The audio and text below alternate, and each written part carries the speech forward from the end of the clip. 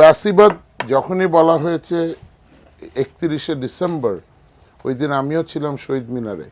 এই যে ছাত্ররা প্রোক্লেমেশন অফ জুলাই রেভলিউশন যেটা করতে মার্চ ফর চেয়েছিল, ইউনিটি নামে যেটা হলো, জি না, এটা করুক। তো আমি ওখানে ছিলাম, আই স্পোক উইথ পিপল, বিভিন্ন মানুষের সাথে কথা বলেছি, দেখেছি।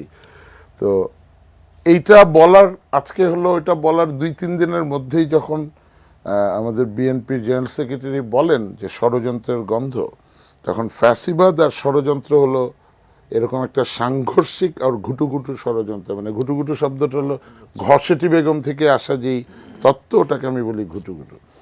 একটা জিনিস স্পষ্ট করে বলি যে উপদেষ্টা সরকারের যে রাজনৈতিক ওই বা আইনি বৈধতার একটা অভাব আছে, এটার কারণে কিন্তু একটা রাজনৈতিক সংকট তৈরি হয়েছে। যেমন প্রিন্স তিনি বলছিলেন যে আসলে ম্যান্ডেটের যে বিষয়টি, Right. জনগণের ম্যান্ডেটের বিষয়টি, ম্যান্ডেটের একটা বিষয়, আমরা ওনাদেরকে এই বেনিফিট অফ ডাউট দিতে চাই। ছাত্র জনতা মিলেই তো ওনাদেরকে আর কি ম্যান্ডেট চায়, তারপরে কেন সাহস নাই? এই যে আবার সরি ফর মাই ল্যাঙ্গুয়েজ, পুতুপুতু। তো এই ওনাদের মধ্যে এই অনিশ্চয়তা যে ক্ষতটা তৈরি হয়েছে, এটা রাষ্ট্রের জন্য কতটা ক্ষতিকর, এটার একটা এক্সাম্পল হলো যে উপদেষ্টাদের মধ্যেই কিন্তু একটা দ্বন্দ্ব দেখা যাচ্ছে স্পষ্ট। এক পক্ষ সমর্থন করছে যে প্রোক্লেমেশন অফ ইন্ডিপেন্ডেন্স বলতে দেওয়া উচিত ছিল, আরেক পক্ষ মানে আসিফ নজরুল সাহেবের নেতৃত্বে আরও কে জানিয়ে আছে মানে অন্য লিঙ্গের, তো ওনারা যদি এগুলি করে, দিস ইজ ব্যাড। মানে ঘুটুঘুটু কেন হবে বাংলাদেশে? অর্থাৎ ঘুটুঘুটু হচ্ছে, আপা আমি ওনাকে বলি, সমন্বয়ক বলেছে ফ্যাসিবাদের জন্ম দেয়া। মানেটা কি? মানেটা হলো যদি নির্বাচন হয়, বাংলাদেশের জনগণের সাইকি হলো 5 বছর বিএনপিকে দেখে, বিএনপি ভালো করেন, এটা করছে, হাওয়া ভ্রমণ করছে, এই করছে, আচ্ছা আওয়ামী লীগকে ভোট দিই। Swing voters. আওয়ামী লীগ তো মাসাল্লাহ 16 বছর টেনে নিয়ে গেছে, ব্যাংক ট্যাঙ্ক খালি করে একদম দেশ শেষ।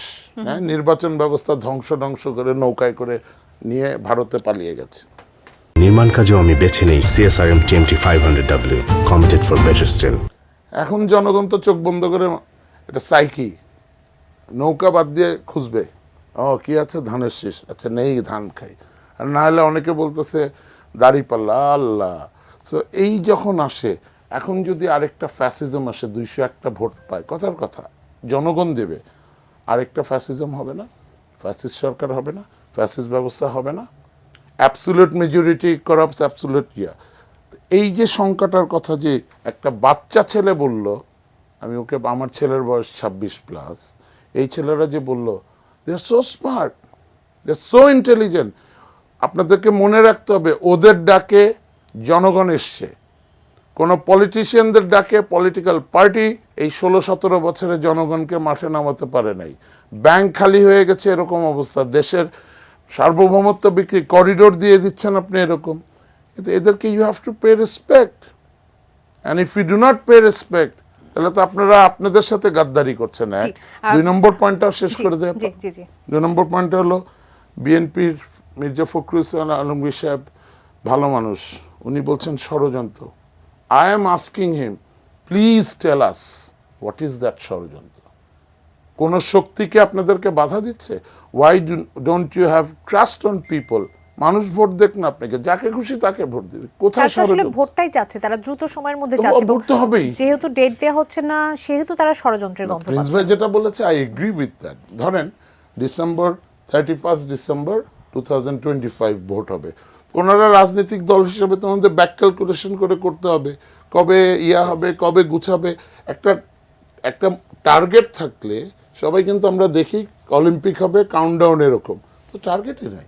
এই গভর্নমেন্ট কেন বলতে পারছে না?